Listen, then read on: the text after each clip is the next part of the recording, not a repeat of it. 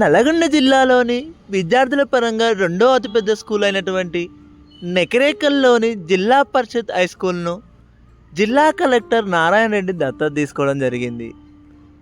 తెలంగాణ రాష్ట్ర ప్రభుత్వం గుర్తించే విధంగా నెకరేకల్ స్కూల్ ఉండాలి.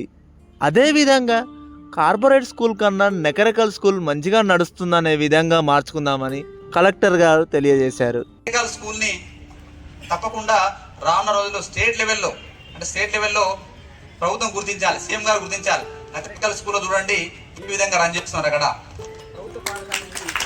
కార్పొరేట్ కంటే కూడా ది బెస్ట్గా రన్ అవుతుందని చెప్పే విధంగా మనకు నెకరేకల్ స్కూల్ని మార్చుకుందామని ఈ సందర్భంగా కోరుకుంటూ కోదాటి రాములు జిహెచ్ఎం జెడ్పిహెచ్ఎస్ నెకరేకల్.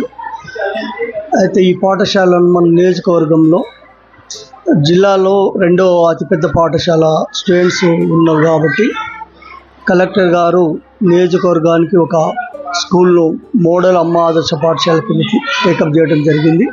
దాంట్లో భాగంగానే మన నెకరేకల్ జిల్లా పరిషత్ ఉన్నంత పాఠశాలను కూడా తీసుకొని మన కలెక్టర్ గారే పాఠశాలను దత్తత తీసుకున్నారు. దీనికి స్పెషల్ ఆఫీసర్గా డిఆర్డే పీడి చంద్రశేఖర్ సార్ని నన్ను తీసుకొని అకౌంట్ ఓపెన్ చేయడం జరిగింది. అయితే దాంట్లో ఒక 10 lakhs ఇచ్చి పాఠశాలకు మౌలిక వసతులను సమకూర్చడానికి అట్టి డబ్బును వినియోగించడం చేయవలసిందిగా కోరినారు. దాంతో పాటుగా మరి మనకు టై బెల్టు, బ్యాడ్జెస్, డ్రమ్స్ కానివ్వండి, మైండ్ అడ్రసింగ్ సిస్టమ్ కానివ్వండి, ఇవన్నీ మనకి ఇప్పించడం జరిగింది. అవన్నీ ఈరోజు తీసుకొచ్చి మన ఎమ్మెల్యే గారి చేతుల మీద ఇప్పించడానికి ప్లాన్ చేస్తున్నాము. తో పాటుగా మేము కోరిన వెంటనే మా ఎమ్మెల్యే గారు ఒక పీఈటీ గారు లేరంటే పీఈటీని 10,000 పెట్టి పెట్టడం జరిగింది. స్కావెంజర్ లేదంటే స్కావెంజర్కి 5,000 ఇచ్చి స్కావెంజర్ పెట్టడం జరిగింది.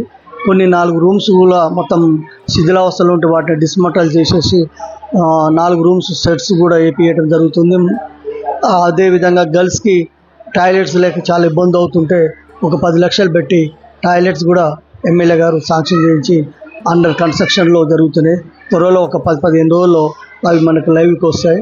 ఇంకా మనకు గతంలో మన ఊరు మన బడికి ఉన్నటువంటి 1,25,00,000 రూపాయల శాంక్షన్ది బిల్డింగ్ ఆగిపోయింది. దానికి కూడా మన కలెక్టర్ గారు ఎమ్మెల్యే గారు కలిసి మాట్లాడి దాన్ని కూడా అతి త్వరలో మరి రూమ్స్, తర్వాత డైనింగ్ హాల్, కిచెన్ షెడ్ వేయించడానికి ప్రయత్నం చేస్తున్నారు.